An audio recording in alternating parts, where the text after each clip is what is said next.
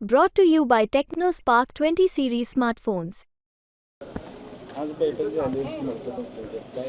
आज अकलूजमध्ये माझ्या एक स्नेहांचं घरातला विवाह सोहळा होता आणि त्यासाठी आलो होतो आणि मोहिते पाटील घराण्याशी हे फार जुने ऋणानुबंध आहेत आणि त्यासाठी विजयदादांचा आशीर्वाद घेण्यासाठी आलो होतो.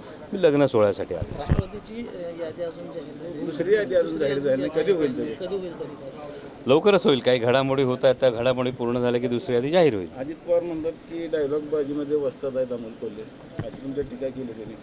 खूप मोठे नेते आहेत आणि त्यांच्याविषयी मी वेगळं भाष्य करण्याची काही आवश्यकता नाही. जे काही आहे ते मी निष्ठेने एका जागी आहे हे मायबाप जनता बघते आणि जनता त्याचं फळ देईल.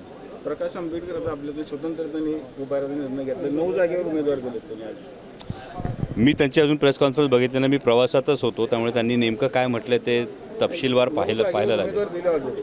मला असं वाटतं की आदरणीय बाळासाहेबांनी जी भूमिका मांडली होती देशातल्या संविधानाच्या विषयी आणि संविधान वाचवण्याच्या दृष्टीनं जी भूमिका मांडली होती ती या पुढील काळातही एक समन्वयाची भूमिका ही नक्कीच घेतली जाईल. कारण ही भूमिका कुठल्या पक्षाच्या स्वार्थाची नाही, ही देशाच्या हिताची आहे. याच पद्धतीची भूमिका या पुढील काळात घेतली जाईल अशी अपेक्षा कायम बाळगला हरकत नाही. माढा लोकसभेतून महादेव जानकर उमेदवार जाहीर झाले की मात्र ते पुन्हा महायुतीमध्ये गेलेले आहेत. अशी जाहीर झाली होती असं माझ्या कानावर नाही आहे. पण द्यायचं निश्चित झालं होतं. असं माझ्या कानावर कुठलीही बातमी नाही आहे. तर ठीक आहे, आता आपल्यात नवीन उमेदवार कोण असणार आता?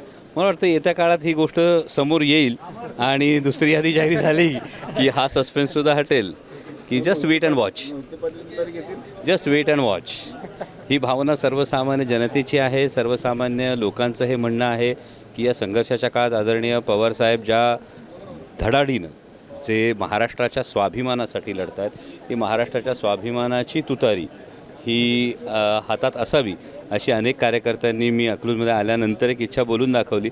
Just wait and watch. तुम्ही याच्यापूर्वीच खरं तर प्रशांत प्रचारकांनी देखील नोंदणी केली होती. भाजपचे प्रचारक आलेले. आता त्यानंतर लगेच तुम्ही आलाय. काय नक्की चर्चा झाली? मी सांगितलं मी विवाह सोहळ्यासाठी आलेलो आहे आणि यामध्ये हा काही राजकीय दौरा नव्हता, त्यावर भाष्य करणं उचित नाही. राज्यात किती जागा आहेत? हां, राज्यामध्ये जागा किती आपल्या? राज्यात जास्तीत जास्त जागा आहे.